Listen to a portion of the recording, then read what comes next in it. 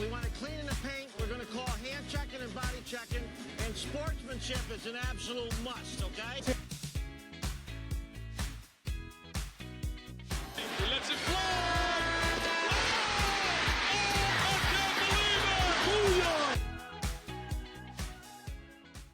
Welcome back to the Two Shots in the Ball podcast, episode 21.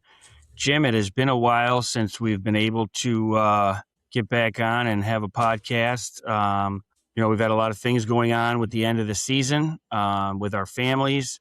But first and foremost, we want to welcome everybody back, and thanks for tuning in. Jim, I want to ask, how was the end of your season? How did the season wrap up for you? Yeah, it was pretty good, pretty exciting. A couple of the teams I reffed locally in districts and regionals I saw on the weekend and the finals, so that was pretty cool to see. But it was busy. There was some madness for sure. This month was a busy time, but it was good. How about you? Yeah, it was good. Great high school basketball throughout the month. Ended in some exciting state championships and Final Four games. Our season ended a little good and bad. We won a district for the first time in 3 years, Awesome. so that's exciting for our players. And then unfortunately came up short in the regional round.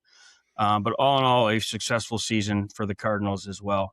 On the personal Good side, for you. thank you. On a personal note, you and I both have had some health scares in our families. You and your son, Luke, who had had a surgery, and then, of course, my daughter, Annabella, who was hospitalized with a rare condition called Stevens-Johnson syndrome, hospitalized for 11 days. And I just want to take a minute to thank everybody. We were overwhelmed with the amount of support that we got from Cardinal Mooney, from St. Mary's, our kids' grade school, and from the coaching community around the state. The amount of people that reached out, sent stuff, prayed for our daughter. I think it came to fruition for me that, for years you hope to have an impact on people in their lives, not realizing that this wonderful game and this fraternity of coaches and schools that we're at will turn around and impact your family the way they did for mine. So I want to thank everybody. But most importantly, Jim, I want to thank you. You were there for me personally, not just your niece and my wife, but you were a sounding board for me every single day in my corner. So I can't thank you enough for what you do for me. And our relationship has always been special. It will always be special. No, thank you. And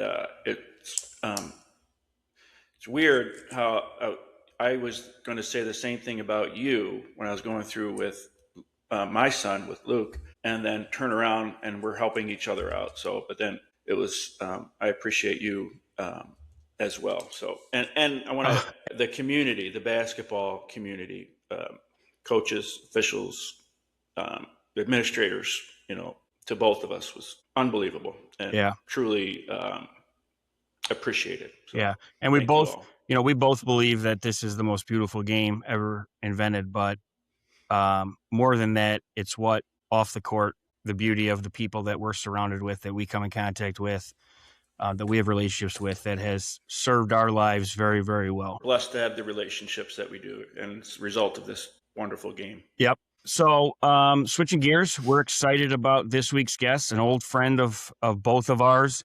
So without further ado, why don't we introduce this week's guest?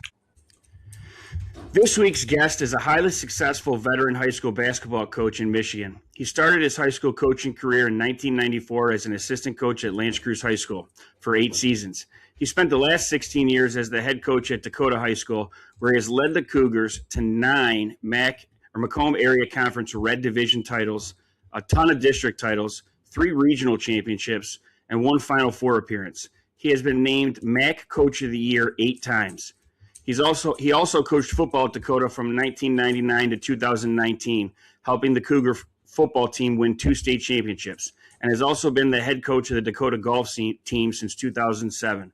We are excited to be joined by a veteran high school basketball coach and good friend of Jim and I, Paul Tocco. Paul, thanks for joining us. Well, thanks for having me, Mike and Jim. It's an honor to be asked, and it's a pleasure to be on with you. Thanks, Paul. Good to see you. So for those that So for those that don't know Paul Tocco, the coach, take us through a little bit of history of your coaching journey and up to today as the highly successful coach at Macomb Dakota. Well, it all started as a youngster, just playing sports and being involved and, being a three-sport athlete over at L'Anse Creuse High School back in the 80s. And my mentor as a basketball coach was Chris Flynn. I don't know if you guys remember Chris. Oh, yeah, And, Chris Flynn. He One of the was best. my freshman basketball coach. And he'll tell you some stories, and he's a great guy. And I fell in love with basketball and at that time, and went on to Northern Michigan University and played athletics, played football up there. And when I got done with playing at Northern, I became a grad assistant, and that's where I had a business degree, so I wasn't getting involved in teaching at all at the time. And but I started grad assistant at Northern Michigan University for Mark Marana and Herb Granke and Buck Nystrom, and was around some legends back in the day, and really fell in love with the sport of just coaching in general. And then when I came home, I got a job as a teacher at L'Anse Creuse High School and became a football coach and a freshman basketball coach. And that's just kind of how I got started right away, right out of college, and just fell in love with the idea of coaching. If couldn't compete at a higher level beyond college, tried but never did, and and just fell in love with the idea of competing on the basketball court and football field as a coach. Awesome. All of us, and you named a few already that you just talked about that were impactful, but all of us who have coached the game at one level or another have during our coaching journeys come across people who have impacted us tremendously, whether when we played or as mentors in the profession. Who are some of those people that had that impact on you? Well, early on, I coached at L'Anse Creuse High School, and like I said, I mentioned Chris Flynn, and he had a big impact on me as a young coach. And then I moved on to Dakota High School in the late '90s, and Mike Giannone had a big impact on me. I always say it to people when people ask me about Mike. He was a great leader of men, and that's something you got to be as a football coach and a basketball coach and someone just in any sport coaching. You got to be able to lead men if you're the head coach, and you're leading kids, but you're responsible for a staff. And when you're responsible for a staff and you're a mentor to certain gentlemen that are underneath and coaching underneath you, so to speak, and they leading young men, that's important to be a good leader of men in general. And so Mike Giannone was a definite factor when I came over to Dakota in the late '90s, when Dakota was just getting started. And that's kind of was, my mentor early on, and then he moved on, and I've been at Dakota ever since. And it's been a great experience for me, to say the least. You weren't the first coach at Dakota, were you? I'm trying to. No, Bill, I remember when Bill, Schneider was there. Yeah. Dave Prestonenzi was there for Yep. a couple years, and then Bill Schneider. Bill Yes, was you're another right. one that he's another one that I want to mention. He took me on as a JV coach. I coached with John Haas over at L'Anse Creuse High School, and you guys remember John? Oh, yeah. I assisted John. Me and John were as tight as you get back in the '90s and early 2000s, and I assisted him. I was his varsity assistant. And when I got the teaching job at Dakota High School and moved on over there, Bill Schneider became a mentor. And Bill was the coach there for 2 or 3 years as I was his JV coach. And then I took over for Bill at that I remember now. I remember now. Because that goes into my next question. You talked about Mike Giannone. I've officiated a number of your games now over the years. And I respect your intensity. I always found our interactions, though, very respectful. I really enjoyed working your games. But I remember Giannone was on the sidelines with you, too. So that was a little bit more intense. But overall, I think our relationship, I really did enjoy walking in the building and get ready to officiate your games. I knew it was going to be, high level, intense, but it was going to be fun for me anyway. But what was your relationship with the officiating community or over the years, and has it changed? Oh, it's definitely changed. Being a fiery guy with intensity that that Italian background that I have, and I've learned over the years that, especially after the recent health problems that I've had, I've learned over the years just to, take it as it comes, just to relax, and you can still be intense, because I still think that the kids react to intensity, and they react to fire and passion, and I believe that you can affect the game in so many ways, but it doesn't work with the officials. You know what I mean? And you know that, Jim, as being a long time official. That's congratulations, by the way, on being inducted into the Catholic League Hall of Fame. Well, thank you very much. Yeah, That's quite an honor. Just proves that there's hope for anybody. You prefaced it with a The long lesson here, yeah. official, a long time Yeah. official. Yeah, you stick around. To the officials, Yeah. I have a great respect. It's a tough job.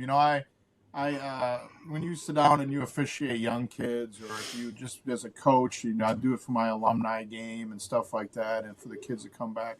It's not an easy job, and I have found that just kind of connecting with officials and talking to them, and yeah, you're going to get upset. That happens as a part of having a passion for the game, but in the end, it doesn't help to get upset, and they don't want to be called out, just like any other person on the street doesn't want to be called out in any situation. I've definitely learned to calm it down when it comes to officials, and try to be understand where they're coming from as much as where the fire that I'm coming from. Yeah, I appreciate that. I want to stay on topic there for a minute, because Paul and I kind of came up together, like coaching wise, same era, same time. We've both been doing it a very long time, and as a young guy, Paul, I was much more crazed on the sidelines than I am now. Still intense, but you talked about intensity in your players. I've often found, and I want your perspective on this, the more I get on officials and negative, it feeds into my players too. Yes. Oh, there's no doubt about that. I had it's been a couple of years now that I've noticed that, where if something happens with me and an official, it feels like the kids feed off of that, and that's not the right message to send. And I've, obviously backed off on that, and kids will follow your lead. They will definitely follow your lead when it comes to officials, and nothing good comes out of talking to an official in a negative way. It really doesn't. And it's a game. You got to remember that in the end, it's a game, and they're human beings. Sometimes you don't feel that way. You're getting the wrong end of a deal, wrong end of a call, in your opinion, or in your team's opinion. But the kids definitely follow that, and it's not being a good leader of men. Going back to that comment that I made earlier, it's something that you gotta understand, that it's a game, and when the kids see what you're doing, they follow. And being intense with the kids is one thing, but being intense with official just doesn't work anymore. Yeah, and as I get older, I find that it's kind of a fine line, right? Like at some point, your kids want to know you're standing up for them, right? Like I always find myself getting more irritated at the official who won't talk to me, right? Like I think that's one of the I don't get to have Jim as an official, but one of the things that every coaches I talk to about him is his ability to communicate. And I also think because he coached for a long time, so he understands what guys like you and I are putting into it, right? And I don't know that every official has that perspective. No, I agree with that. And I feel that some officials, I think the best officials like Jim, will come over and talk, and will come over and explain, and will come over and share their perspective, and even talk about their crew as far as what's been good and what's been bad, and how can we improve. I like that when officials say, what can we do to get better, and even in game. Agreed. That's discussions between quarters and at halftime. Like Mike, you talked about it. One, can you able to communicate with the coaches, and are you working hard? Yeah. Right. Are you getting them down the floor? Are you trying to get into position? Right. We're not making the big bucks. We're not on TV. We're high school officials, but work hard and communicate with the coaches. Right. Mike, I got to say though, I've gotten some situations where I have gotten a technical on purpose. Just to fire the kids up. Oh yeah. The kids didn't come to play. For sure. You do it on purpose sometimes. Sure. Hey guys, I'm just going to give you a little, it's March Madness and all these big time coaches and interviews. All I keep hearing is next play mentality. Next Yeah. play Yeah. mentality. Yeah, Let okay. it go. Let it go. Next play mentality. Okay. Sure. Save that for Mike, your halftime talk. Mike, Yeah. yeah. Funny. Why don't you skip to your next question, Mike? I think because it rolls in because Paul touched about Okay. what he went Yeah. through this year, and then we can circle back to some Yeah. rule stuff. So during this past season in December, you had a major health scare. If you don't mind talking about that and how your perspective has changed as a result of that. Definitely. I'm blessed. I'm very lucky. On December 21st, my wife, I was in some pain, and my wife called an ambulance, and I owe a lot to her. And I had my main artery, my widowmaker, so to speak, closed up on me, and I was rushed to the hospital. And within 20 minutes of being in the hospital, I was in surgery, and they saved my life. And Oh. I had, and this is the message I want to send to people. I'm 54 years old, going to be 55 this summer. So I still consider myself somewhat a young man. You know what I mean? Yep. I Yeah. try to have that perspective. And I want to send a message to the gentlemen that are out there, the women, the men that are at that age where you think the next day at work is that important, or what's going on in your professional life or your career is more important than your health. Because I ignored some signs. I ignored some pain, some discomfort, and Can you we explain had a where? lot going Honestly, on. I want to know where. What? Yeah, like can you what were you explain? dealing with? right in the left side of my chest, right up, where your heart is located. Yeah. And it was just it was a pain that I ignored for about a week, and it would happen. I'd sit down, I'd drink some water, and say, "Yeah, I'll be fine. We got a big game tomorrow. I'll be fine. We got practice. I'll be fine." And then the night when I got rushed to the hospital, the pain got more intense, and it rushed down. You hear those stories. It rushed Yeah. down my That's left what I side wanna of my know. arm. And I knew right then. I told my wife I was Okay. scared, and she called an ambulance, and thank God she saved my life. And I'm here to talk about it. And then I'm also very blessed because my son just graduated from Northwood University with his master's degree, and he just started helping me out and being my assistant. And I kind of handed everything off to him because I put a new perspective and on life that, yeah, coaching is a passion, and I love it. There's nothing more. I get up in the morning, I think about what are we going to do in practice, and that practice is 8 hours away. That's just kind of what I do. But I put a new perspective on life, that the health, I want to see grandkids someday. You know what I mean? I want to be around to be that grandfather, and that's more important than anything. So I kind of backed off and let him handle the coaching. I was being called the GM of Dakota basketball, and I took on a role with that. And I'm going to get back into it, but I just at the same time I want to make sure that my health is right, taking the medication, trying to lose weight, eating the right things, and don't ignore your health, guys. Don't ignore. Yeah.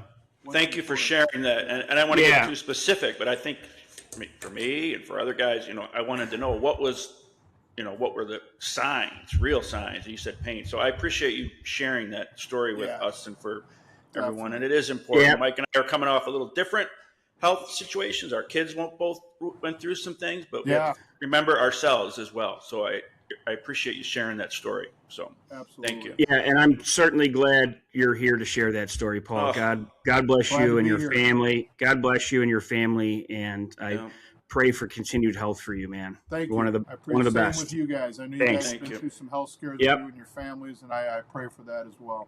Thank you, Mike. Let's stay on topic because you talked about the family brought up. Yeah. With his so son, that's a good segue. That's a good segue into my next question. Or Jim's next question. Sorry. Yeah, that's okay. Being the basketball being a family affair. When I talk about walking in the gym and I'm reffing your games, I think it's great. Now, you, your son, and your dad, right at this wonderful game. It's great. So, and Mike and I both experienced coaching with family. My dad involved, and I coached Mike, and I helped him. So I just think it's wonderful to see. So talk about the experience coaching your two boys, and then now what it's like having your son Mark sitting along. You touched on it, but what's it like having it? Yeah, go ahead. It's unbelievable. It really is a blessing. I have My youngest daughter played basketball at Dakota High School. My two oldest sons, Joey and Mark, both and Marissa, they all played basketball at Dakota. So I had the experience of being able to coach your sons at the varsity level and being your program was a blessing. It really was, and to have your daughter along and being on the girls' side of it at Dakota, so being that close to it was definitely a blessing. But at the same time, it was not easy. It was not easy to deal with a community that, you know how that goes sometimes. Oh, yeah. And, I was tougher on them than I was on any other player I've ever coached, but at the same time, it was a blessing. It really was. And then having both of them around, Joey's done a great job at my business where I'm here at now, the Compound. He's one of our trainers that does a great job here, and he's so into basketball. And then just having Mark on the bench with me when I went through those things, it's tears come to your eyes sometimes when you think about having family around. You mentioned my dad. My dad and my mom come to almost every single game. My wife and my daughter are there a lot, and it's a family event. It really is. It's a family affair. My wife is the team mom. You know what I mean? And everybody. It's just a closeness thing that. If you're going to do it, you might as well do it all 100% all in. And have everybody involved, because that's what it's all about. And I truly believe, Paul, and you can probably attest this, if you're going to do it the best way you can, you need all of the support of all those people, right? Like, it's not just us coaching, it's our wives, it's our kids, and the time that they spend in the gym, and they're all in on it.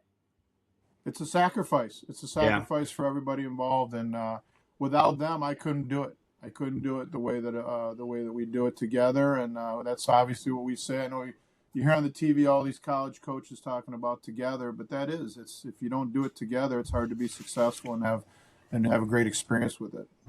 Now, I will say from your perspective, and probably Jim's, because he had a really good point guard in '93, it makes it easier to coach your kids, Paul, when they're good. And your two boys, when they're good, yeah, and your two boys were good. So, those of us that have a shred of a basketball IQ, it doesn't take long to realize. Doesn't matter whether that's the coach's kid or not. He's good enough to play. Absolutely, that's great. I love that you coached him, Jim. That's a great thing, man. How long were you the coach? Jim's there 10 years, 9 years. Yeah, he was there 8-9 years. Yeah, I took over. Yeah. I was going to come back and help him, and he took a promotion with Stryker Medical and couldn't keep coaching. I got to ask you, Mike, was that when you were working at Toit Products? Because yeah, I do. You still got free block behind your house there. This guy worked me over, man. I don't know if Toits know that. Yeah, meet me for lunch. Meet me for lunch at the diner, and we'll discuss. There you go. Yeah, that was back in '93, huh, Mike? So I graduated in '93, but I came back to help Jim in '98, which is when they gave me the job at 22 years old. Wow. Yeah. That's great. Yeah. That's great. Yeah, we've been doing it a long time. Yeah. Yes, we have. I graduated from college in '93, so that's when I started coaching the first freshman basketball team that I had over at L'Anse Creuse. So it's been a while. Yeah. Been through a lot and seen a lot. Let's play that way. Yeah. Yeah. Definitely. It's good. Another good segue, Mike. I just want you to talk. You take the shot clock. We want to discuss. This. So change. Let's talk about basketball now, if you don't mind. There's a lot of discussion. There's a lot of discussion, Paul. As you know, B-Camp put a proposal in a couple times, and then most recently, like 2 months ago, to the MHSAA Executive Committee about adding a shot clock in Michigan. Now, I can tell you, by the end of the 27-28 school year, we will be one of only like 8 states that won't have it. Everybody's starting to adopt it. What is your take on adding a shot clock to high school basketball? What's your perspective on it? Oh, I think it would be. I think it's well past time. I think it's something that we. They've had Billy Patton, who's one of my assistants, and he actually started coaching basketball in California in the mid to late '90s. They had a shot clock back then for high school basketball. We are way overdue. Is it gonna affect every single game and every single situation? No, because you have the style of kids, their style of teams now where they're shooting the ball within the 20, 30 seconds, whatever it be a 35-second shot clock. But I just think it would change the game. In my opinion, I love the new rule of the no more 1-and-1. I like it a lot. I think it's made the game better. The strategy of the game at the end of every quarter now is different. I truly believe now if you put a shot clock in, it would change the strategy of a team that's down 6 to 8 with 3 to 4 minutes left. You know what I mean? Yeah. You can still play defense and still win the game win a game like that. Sometimes, I don't know if you've been involved in these games, Mike, it may seem like an 8-point game, 6-point game in the fourth quarter is almost, if you're coaching against a guy that knows what he's doing, it's over. It's unattainable. Yeah. It's tough. But with a shot clock, it's still a game. And that's where I think it would change the game more than anything. And I just feel that we don't run into a whole lot of situations. I'll be honest, as a coach, if a team's stalling, we're pressing, we're trapping. We're not sitting back. And we don't get those situations where we're sitting back and somebody's holding the ball for 40, 50 seconds or a minute. That's just not how. Well, it usually doesn't happen to guys like you who kick everybody's ass. I'm on the other end of it. We don't run into it much because we kick everybody's ass, so it doesn't bother me. Sitting back in his zone waiting. Yeah, I'm going, dude, you're gonna make me come out of this 2-3 zone? Yeah. But as an official, I have no problem with it. The only thing I haven't heard is there's no commitment as to how you're going to implement it from the rules standpoint. You need another official, another paid official at the table. And everyone likes to talk about, they got raises and the admissions now got in because it's all on the officials. You can't have a school administrator, school employee, employee doing that to get paid, just like do you know how many regular clock situations we have throughout the year with yes and no untrained people going on? Now, I'm going to argue from what we're doing on the floor. The only thing how many functions we have. Yeah, I understand that, but we do a shot clock league here at the compound, and it is literally right hand on a button, resetting and setting and resetting. And there's going to be mistakes, but tell me how many mistakes there are made right now with the regular clock. Correct. So, I agree. That's what I'm saying. Yeah. The holdup from the MHSA level is they're not listening to coaches. It's the administrators at the schools who are looking at nothing more than a dollar sign, right? When everybody's budgets are tight and things are tightening up and they're worried about the installation of it at the cost, which BCAM has come out and partnered already with shot clock companies that would give every school an alarming discounted rate for each school. But the thing people don't realize is it's 35 seconds. It's not like college. It resets to 35 every time. It's not like a kickball, 20 seconds. Yeah. Offensive rebound, 20 seconds. It's 35 every time that ball goes up. That's why I think it'd be easier. Easier than I would think. Yeah. Okay. Possibly. 35 every single time. I mean, what makes it that difficult about it? Yeah.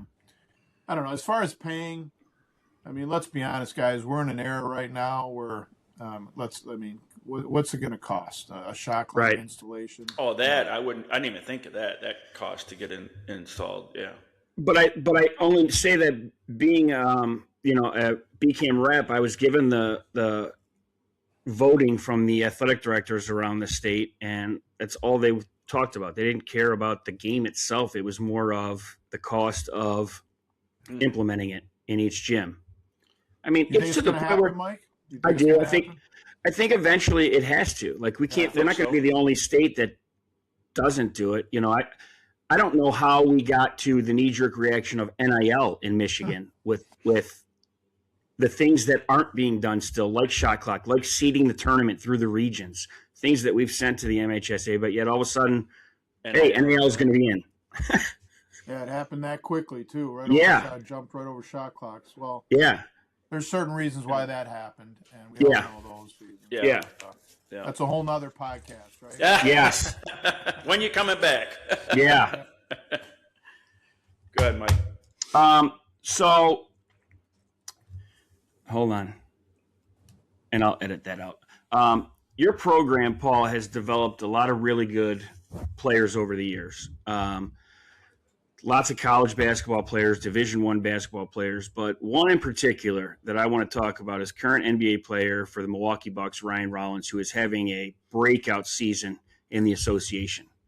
Now, I've heard Ryan talk on various media platforms and podcasts himself about what the Dakota program meant to him. He comes back to your program. I know you guys retired his jersey this past winter, and I know he has an affinity for the program, and more so you, and how you and the program have shaped him into the player he is. A couple of things I want to ask. Did you recognize early on that this was something different? This kid was different, potential star in the making on your hands. And what were some of those qualities that set him apart? Well, early on, we knew he was going to be very good. There's no doubt. Would we have imagined that he could do what he's doing right now?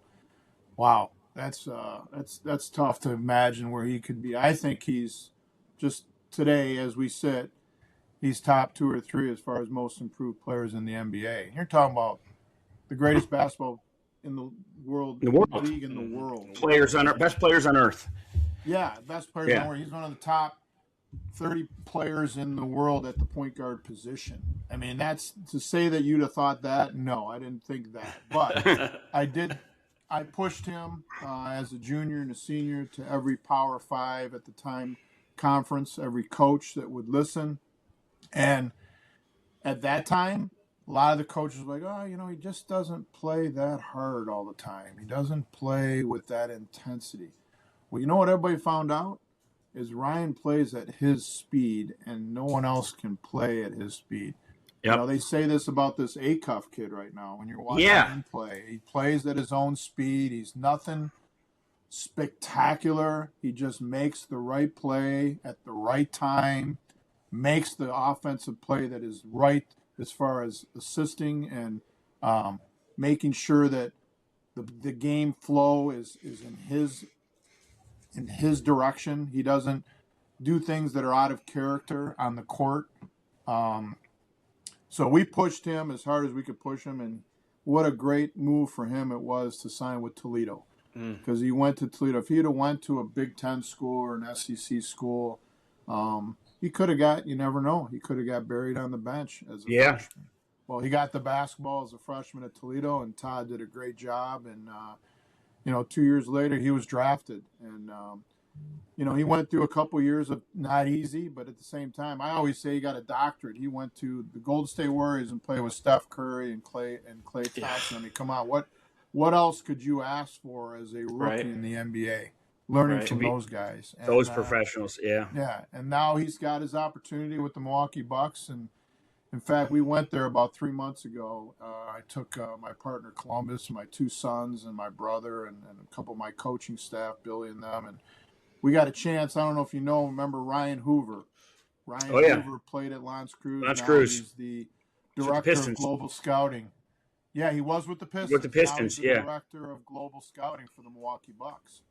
And he took us out. We were his guests out there and got to be able to experience what Ryan is doing up close and personal. And it's what a blessing. What an unbelievable opportunity this young man has. And it couldn't have happened to a better kid, a better family, parents that are just unbelievable and down to earth. And what a great experience it's been to have, a pro coming from Dakota, which you don't hear about that in Macomb County too often.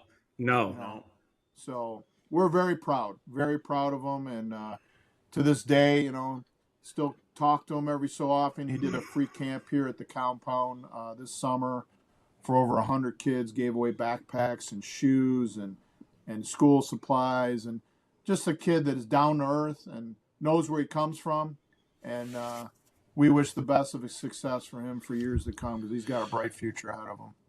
Yeah, and go ahead, Jim. No, it's all right. It's a really good story. I remember, and it was a really interesting analogy, played at his own speed, because I can remember when I was officiating. I mean, like, you hear about, what do you have, 25? I didn't even know hardly knew he was on the floor, right? And then people develop at different stages, right? So he put the time in Toledo, and then it's just a great story. It's a great, great story. And I think from a culture perspective, I know that's the hot word every coach likes to use in 2026 is culture, but guys like you and I that have done it for a long time and have been through tough times in our program, but it's always been about the kids for you, Paul. And I've always measured other schools' programs on whether those kids come back. And the amount of kids that come back to Dakota, at Christmas time or come to games to see him, he talks about coming back to that school all the time, which to me means one thing: his coach in that program had a profound impact on him. So I appreciate that, Mike. Kudos to you and his development as well. Yeah, I appreciate that. You mentioned we had the retirement of his jersey. That was a special day. We had over 80 alumni at the game that day. We got a group picture on the court. Ryan signed autographs and took pictures, and it was a special moment for me as a coach. That it's hard to explain that type of night, but it was very special, very special. Good for you. Thank you. Well, Paul, I want to thank you for taking the time to come on with Jim and I, an old, not just a great coach, but a good friend to both of us. We've all kind of cut our teeth in this game through, the guys before us, and we've been doing it a long time. But the one thing I have always said, Paul, is, when I was coaching at Cardinal Mooney and early on, and, I know where we fall in the food chain in terms of school size, athletes, all of that. And a lot of times guys at bigger schools try and big time me. You have always been a guy that has been willing to, reach out to me, talk to me, invite us to stuff, summer stuff. So I can't thank you enough for allowing, our school to participate in some of the things that you do and just your friendship in general, and this beautiful game that has brought the three of us together. So first and foremost, we pray and wish for your continued health, Paul. Well, thank you very much. Yeah, thank you, and I appreciate that. I'm blessed, and I appreciate you guys asking me to be on this. Who would have thought that a round ball bouncing would take us to this point in our lives, right? Right. And it's very special, and I appreciate you guys' friendship as well, and continue success for what you guys are doing. Because I think you're doing a great job at putting basketball into the community and making how important it is to the people, and as far as everything, as far as life, it's kids revolve their lives around the game of basketball, and so we gotta do a good job of promoting, and you guys do a great job of doing that. Thank you. Keep doing what you're doing. We appreciate you, man. Thank you. All right, take Good care, luck Paul. over there at the Thank compound. Yeah. Thank you. All right. Be good. Jim, a great episode with our friend Paul Tocco. I think it was a really good way for us to get back from our little hiatus here and talk about the importance of not just our own health, but our family when we talk about putting things in perspective when it comes to this game that we love and we treat very important, but it isn't the most important thing in the world when it comes down to it. But I think his lessons that he shared with us were great. You said it. And the part about the family also really hit me too, because it's similar to what we have, our whole family involved. Yeah. So, but it was perfect timing to have Paul on, and I appreciate his candor talking about his situation. Yeah. And the last thing I want to end with, folks, is for those of you that don't know, I am very pleased to announce that our very own Jim McAndrews will be entering the Detroit Catholic League Hall of Fame this summer on June 8th. As a member of the class of 2026 for his distinguished service as a longtime coach at Cardinal Mooney, as both the boys head coach, boys assistant coach, girls assistant coach, and then the quality official that he has been in all of these Catholic League championships and state Final Fours that he's done. So, Jim, congratulations. I'm really proud to be your brother. I'm proud of you. I learned this game from you, and my love of this game came from you and from Dad. And there's nobody better. You've been a Hall of Famer in my book for a long time, but for everybody else to know it, I'm a proud brother today. So congratulations. Well, thank you. That's getting me pretty emotional, but I appreciate you, and it's an honor actually to follow you into that Hall of Fame. First people I talk about or think about when I got that was, Dad, Mom, and you, and then my family. It is an honor. Thank you for those kind words. Thank you for all you do. I also thought about our friend Dick when that happened. So, and one of the first people to reach out was his son, Mark, actually also. So appreciate that. But it's a real honor. Thanks Mike Evoy. And thank you to you, Mike, for those kind words and for all you do. And it's an honor to be going in there and joining you. Yeah. Thank you. So the moral of the story there is, everybody, that Jim just admitted I finally beat him to something first, right? For once in my life. You did. It's But an it'll honor be to an follow you. exciting Yep. night. It will be a very exciting night for our family.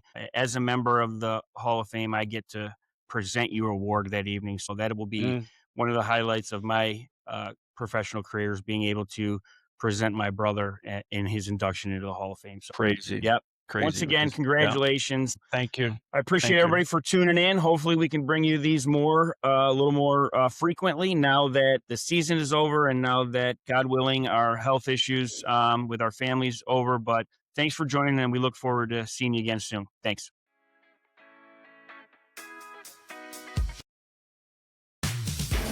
We want to clean in the paint. We're going to call hand checking and body checking, and sportsmanship is an absolute must, okay? He lets it fly.